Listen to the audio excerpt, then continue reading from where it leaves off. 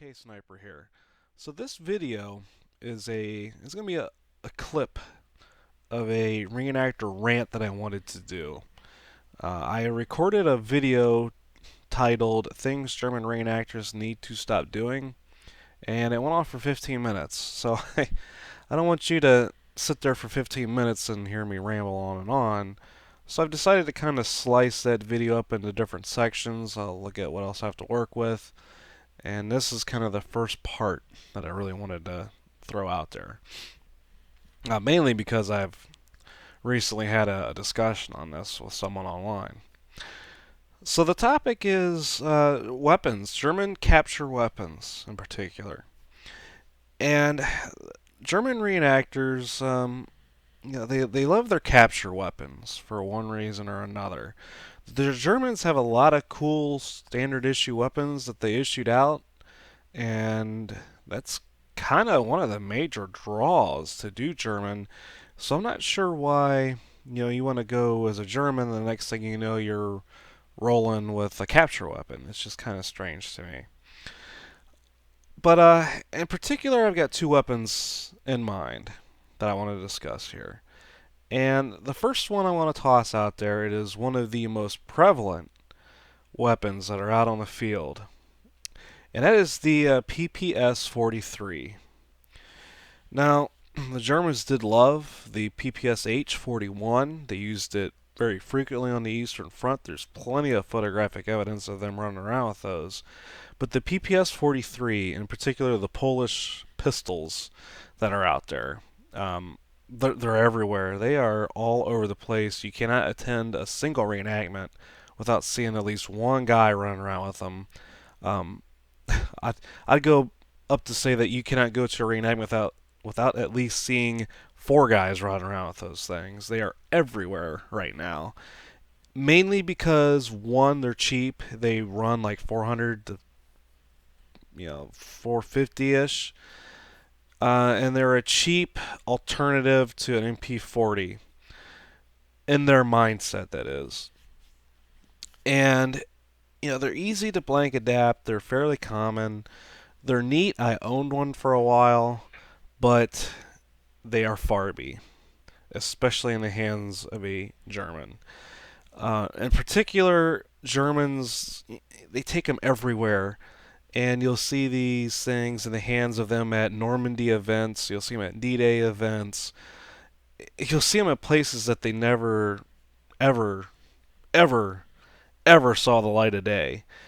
And I don't care how special your unit was. I don't care if you were shipped from the Eastern Front and put on the Atlantic Wall. You did not bring a PPS-43 with you. There is zero photographic evidence of the PPS-43 being there. Now, there is some wishy-washy pictures of, I believe it was a PPS-H, and some SVTs that managed to creep their way over to the Western Front, but that is a exception rather than the norm, and I haven't seen more than one or two pieces of evidence on that. It just was not widespread, but we're sticking with the PPS-43 here. If you carry it, stop. Unless you are very late war, Eastern Front, stop. It's kind of getting to the point where these things are popping up everywhere, and they just don't fit. And like I said, they are Farby. They have got to be one of the most Farby things ever. Now, moving on to another weapon that is a little more controversial when it comes to whether or not it was used, and that's and I may be butchering the pronunciation of this, but it's the SuomiKP31. This is a Finnish submachine gun, very renowned for its reliability and its performance, and it's a good gun, very good gun. I also owned one for a short time when they first came out, ended up selling it. It just wasn't for me. But I never used it for reenacting, and I didn't buy it for the purpose for reenacting. But a lot of German reenactors do, and it seems to be very, very popular amongst the Feldgarms, and it seems very popular among Waffen-SS reenactors, both of which are Farby. I know there was a discussion I had with a guy that said that some Waffen SS unit has super special ultra privileges, which seems to be the excuse that people always throw out there, that my unit had super special forces, spec ops, you know, ultra special permission from the Fuhrer himself to bring, our unit could bring certain weapons in. No, that's just not the case. Okay, show me the documentation first of all, and show me photographic evidence second of all. I actually had a discussion with someone on this, and he claimed he had tons and tons of photographic evidence, yet he failed to provide any. And he told me just to trust him. His buddy came on too, just to trust him. He did his research. My particular Waffen SS unit had SuomiKP31s, and I was like, well, I'm not going to take your word for it, but if you could provide the sources of your research, I'd love it. Which, well, guess what? He did not provide. Big surprise, right? Unless you're a reenacting Finnish, or unless you're reenacting a German volunteer up in Finland, it's Farby. I'm going to just say that right out there. There is the only solid numbers I have is there were somewhere roughly along the lines of just over 3,000 were imported from Finland, and 120-ish were introduced and presented to a German unit who went up and did operations with the Finns. And as far as I'm aware, none of those came back. I have seen one picture of them, of one being used in France. That's it. One. I've only seen one picture. So it certainly, by all means, was the exception and not the norm. And we're not here to practice little special snowflake stuff. And I don't care how elite you think the Waffen SS was, they did not have these in large numbers. And it's all there in the facts that we have available. And if you could provide me with additional facts and information, I'd love to hear it.